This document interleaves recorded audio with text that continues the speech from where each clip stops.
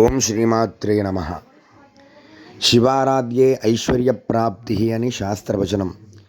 ఎవరైతే నిరంతరము శివనామస్మరణ చేస్తూ ఉంటారో, శివాలయ దర్శనాన్ని చేస్తూ ఉంటారో, శివాలయ ప్రదక్షిణ చేస్తూ ఉంటారో వారికి అపారమైన ఐశ్వర్యాన్ని కలిగింపచేస్తాడు పరమేశ్వరుడు.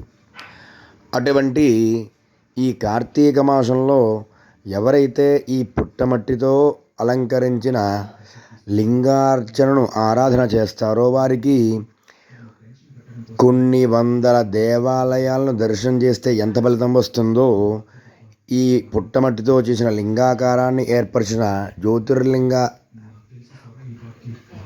ప్రస్థానంలో ఉన్న పుట్టమట్టితో చేసిన ఈ లింగాన్ని ఎవరైతే ఆరాధన చేస్తారో వారికి అపారమైన ఐశ్వర్యాన్ని, సమస్త భోగభాగ్యములను కలిగింపచేస్తాడు ఆడు పరమేశ్వరుడు.